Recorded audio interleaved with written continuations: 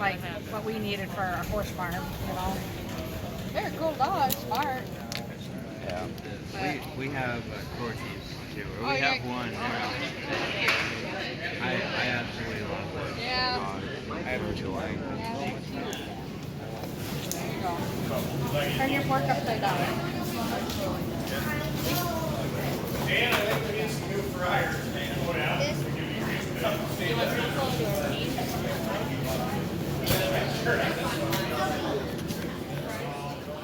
So these are deep fried cheese curds, That's correct. and it's amazing because you can eat them and they're warm and soft and gooey, but squeaky at the same time. I think that's part of the reason why Dan has his people put them on, because a lot of people from other states don't do the cheese curds or don't have them or have it.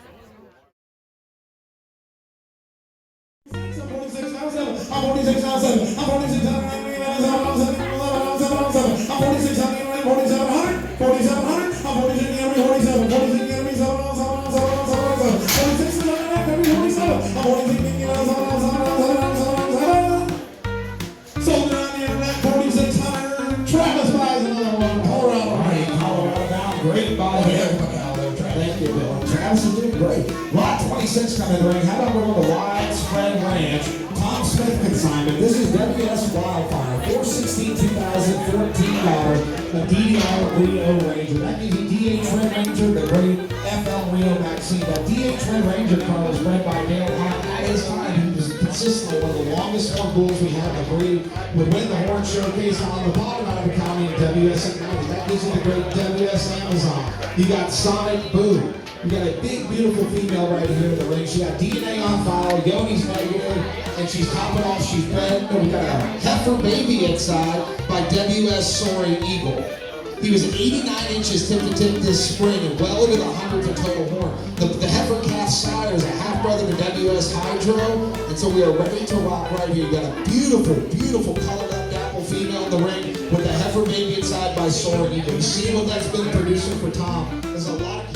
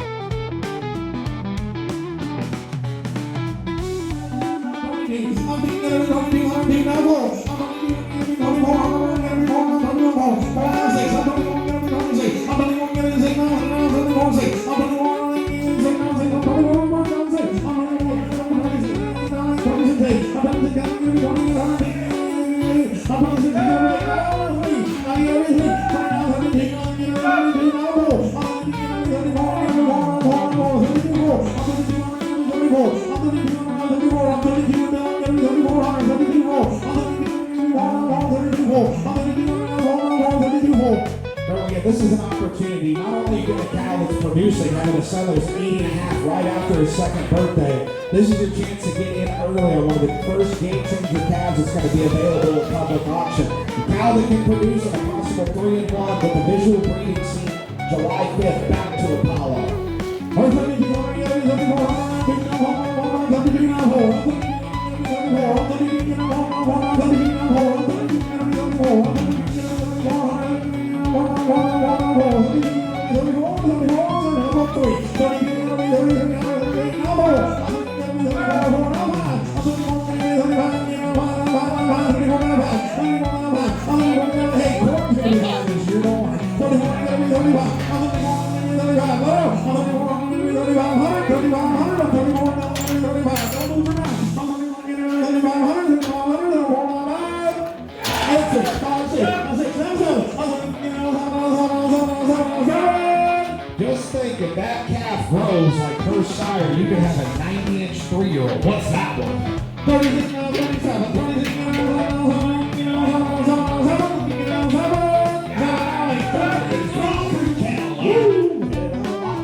Coming to the ring, Tony Farms, Mike and Jamie, Tony consignment. You want to add a big, beautiful, brindle, twisty horn cow to your herd? Here you go right here.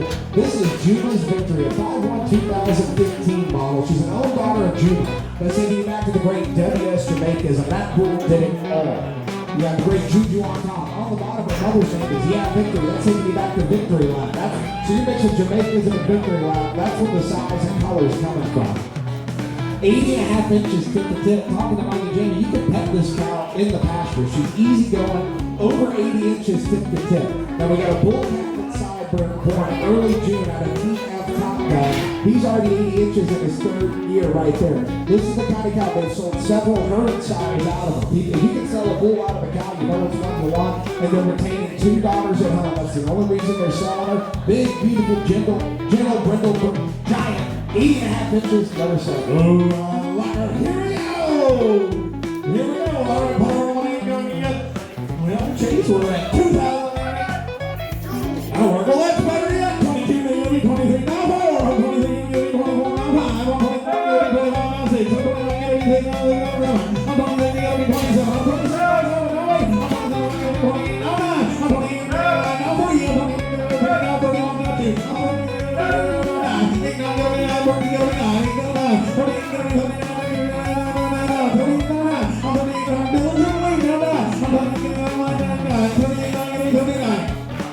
Look at the size of this cow. Easy going. You got a bull calf inside, over 80 inches, selling bull calves and sires out of her.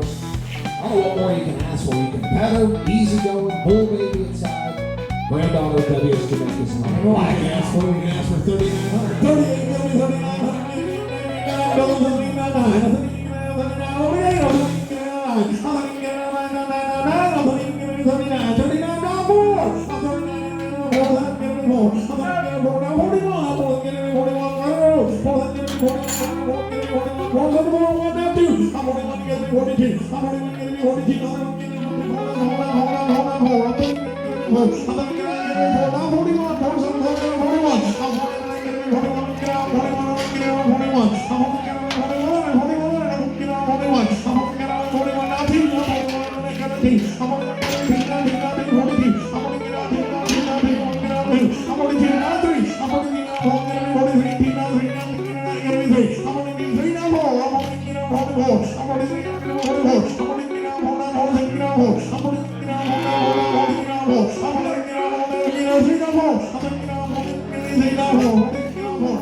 Beautiful black and white right here. You got a heifer baby inside. Those horns are going to roll out. XL Sunshine, Vindicator, Catching Genetics. A beautiful pair right here.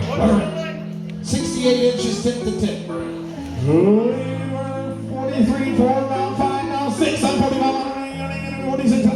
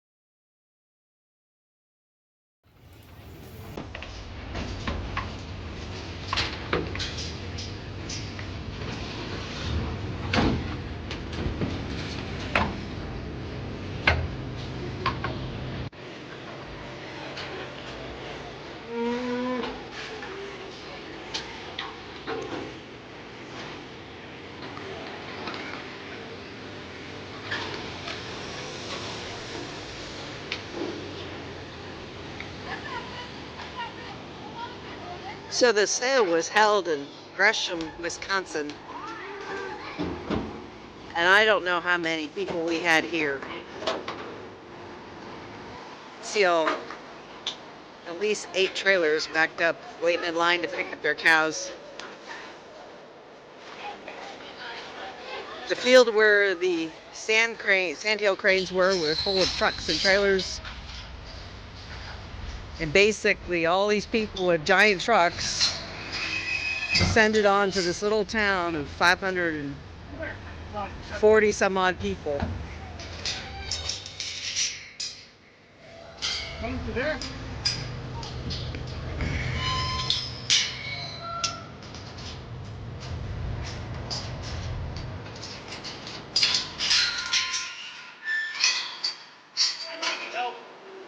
This bowl was being spicy.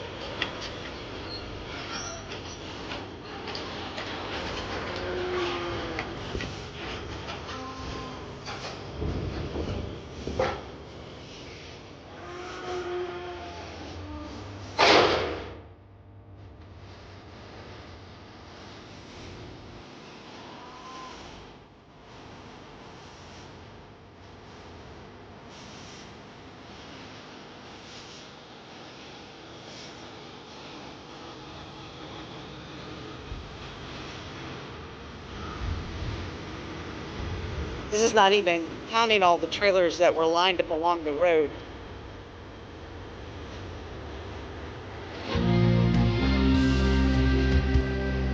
Still got plenty back there.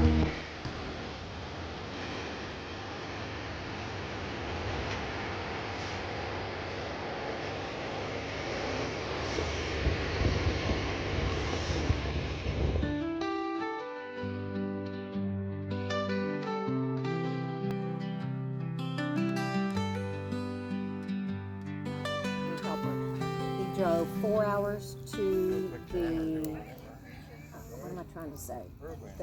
Where the ocean was. The ship, yeah. Yes. Drive the truck with the cattle onto the ship, stay with them, and it was like a 2-day trip. There's another. No, I don't think it was that far. They're going. No, it was at least a day or so. Anyway, he stayed with them the whole time. They stay in the trailer. Whoa. He has to keep feeding them or whatever. Then once they get to Australia, then he had to drive 2 days to get up to Australia. So it was 5 days to get from Tasmania up to this show for a 2-hour show, and then he had to turn around and do it again, and the owners just flew in. But, you know, that amazed me what people will do to be able to have the breed and to be able to show it. And like I said, it's only one time a year. So they came from West Perth area, they came from Brisbane, Sydney, Melbourne, just to come to this one show. So it was really awesome meeting them. And then we met some and they were like, we're coming to the States next year. We would like to see some cattle. So I came back and I set up a Facebook page called Worldwide Longhorn Breeders. It's a closed group. And I put on there, hey, this is for just Longhorn breeders, Austin or San Antonio, and they ended up going up to Ohio. I think that's as far as, no, their daughter was in Boston. That's why they were coming to the States. Not Rodney and Adelaide, but John and Megan. But anyway, it was just so cool. Everybody just started going, come see me, come see me. And of course, you know, you could spend probably a year trying to see all the different ranches. But it was really cool, and they were just so interested in, okay, I want to see your cattle, I want to see how you do stuff, you know, and you just kind of take it for granted how well we got it in the States. And, you know, you could drive a few hours, half a day, and see tons of Longhorns, and, you know, they don't have that luxury like we do, so it was pretty cool. That's a really cool story. Yeah, and like where they had their show was actually in the middle of a city park, and they put them on a long. I'm trying to think how they let them in, John. How did they lead them in? Because it was, they put something around their neck. Well, then, instead of the exhibitors wearing numbers on their side, they put the numbers on the animal's neck. They got a big chain. They did over in Europe too. They have a big bold number that's running right underneath it, the animals' the brisket brisket area. area when they're coming in there. And they have them on this long rope, and not easy to control something when they've got 5 feet of rope. But they didn't know anything really about a show stick or anything like that. They must have had the show. Oh, did they? Okay. Well, anyway, it was good. And then the city that they were in, those people were coming in like you. You can walk them out here, but some of them they have some big horn cattle over there. But it's taken them, what, 15, 20 years to get a 7/8 Longhorn. Because they had to start from whatever they had, put an embryo. Well, actually, they didn't do embryos Well, they at did. first. They did the semen, and then they would get a 1/8 or a You get a half and half Longhorn, Then you got to keep more to doing that. it.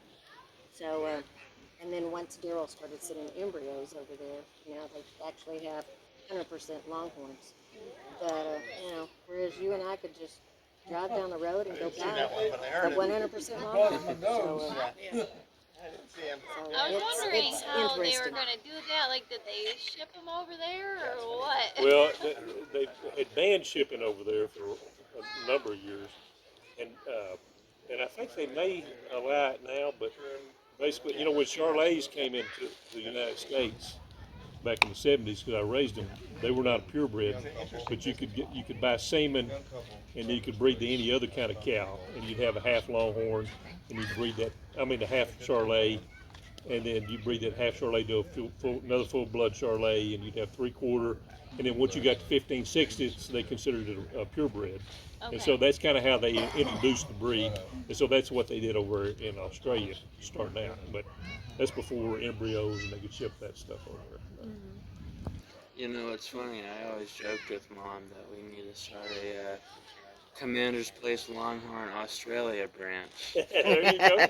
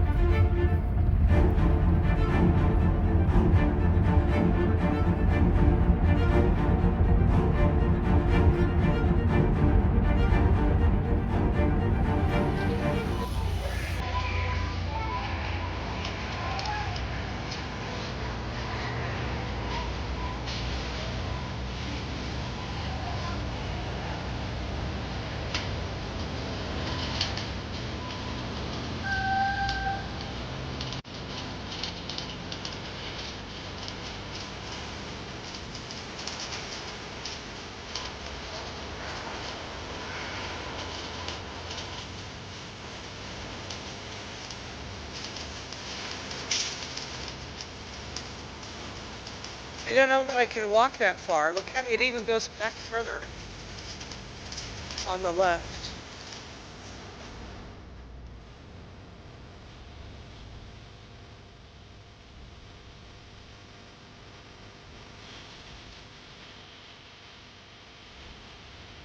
Okay.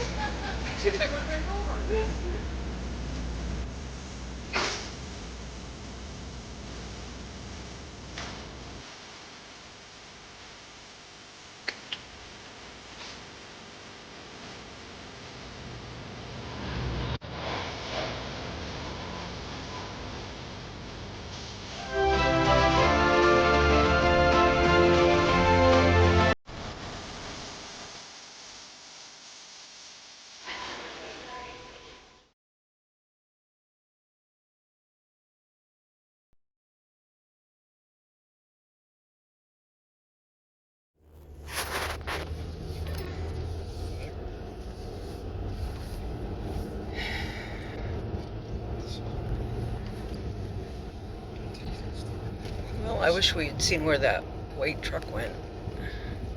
In 1/10 of a mile, turn right onto WI 173. Okay. Yeah.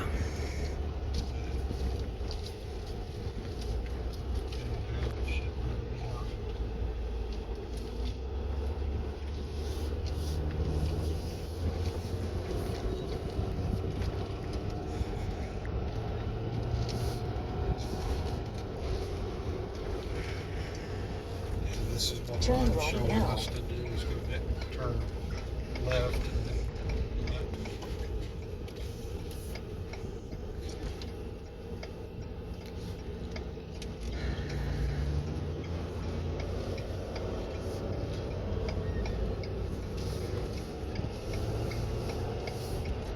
In 300 feet, turn left.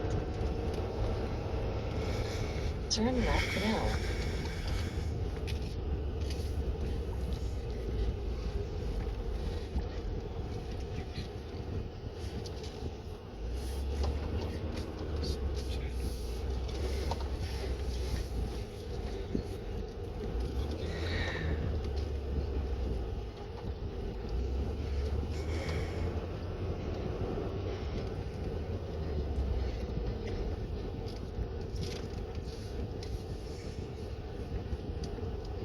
In 1/10 of a mile, turn right onto WI 173.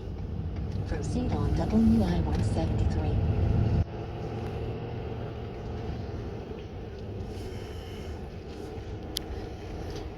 At least these might have been pushed over.